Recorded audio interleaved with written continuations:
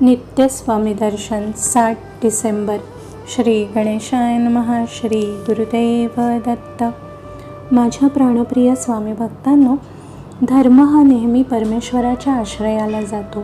धर्मावर जेव्हा आसुरी शक्तींकडून न सोसता येतील असे प्रहार होतात, तेव्हा आपल्या आश्रयाला आलेल्या धर्माचे रक्षण करण्यासाठी ब्रह्मांडव्यापी परमेश्वर सिद्ध होतो आणि आपला दिव्य अवतार प्रकट करतो. भगवंताने या संदर्भात अर्जुनाला एक दिव्य संदेश दिला की ब्रह्मणो हि प्रतिष्ठाप मृतमस्य वस्यमच्च शाश्वतस्य स धर्मस्य सुखसह्यकान्तिकस्य च.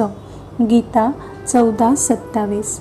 पार्था, नित्य शाश्वत अमृतमयी धर्मस्वरूप जे आहे ते अखंड सुखरूप राहावे म्हणून मी सतत फक्त धर्माचा आश्रय घेतो, म्हणजेच धर्म माझ्या आश्रयाला येतो.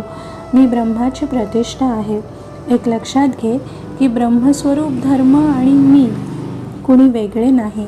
खरे सांगू का तुला, ब्रह्म म्हणजे मीच आहे हे तू कधी विसरू नकोस. आणखीन एक तुला सांगतो, प्रत्येक युगात जेवढे आवश्यक कार्य करायचे आहे त्यानुसार मी अवतार घेत असतो. कार्य संपले की अवताराची समाप्ती करतो.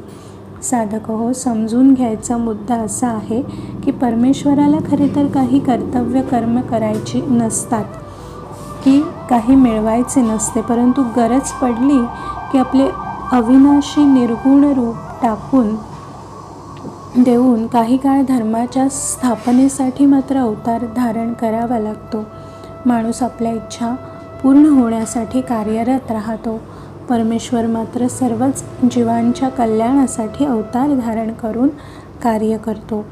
मी अविवेकाची काजळी फेडूनी विवेकदीप उजळी, तै योगिना पाहे दिवाळी. निरंतर. ज्ञानेश्वरी 4:54. ज्ञानदेवांनी म्हटले आहे की भगवंत मूर्त रूप घेतो तेव्हा तो प्रथम अविचाराची आणि अज्ञानाची काजळी साफ करतो. माणसांची मने ज्ञानाने गच्च भरतो. प्रत्येकाच्या अंतःकरणातला विवेकाचा दीप उजळून टाकतो. त्या क्षणी योगी पुरुषांची दिवाळी सुरू होते. संपूर्ण विश्व सुखाने भरून जाते. जगात केवळ धर्माचे राज्य नांदू लागते. परमभक्तांच्या आनंदाला मग सीमा राहत नाही. थोडक्यात काय तर भक्ताच्या कैवारासाठी भगवंत अवतार धारण करतो. माझ्या प्रिय स्वामी भक्तांनो, भगवंताच्या अवताराची गर्भरेशमी कहाणी मी तुम्हाला एवढ्यासाठी सांगितली की अवतार संकल्पना तुमच्या मनात नीट मुरावी. परमेश्वर अवतार का धारण करतो ह्याची कारणमीमांसा तुम्हाला नीट कळावी. श्री गुरुदेव दत्त. श्री गुरुदेव दत्त. श्री गुरुदेव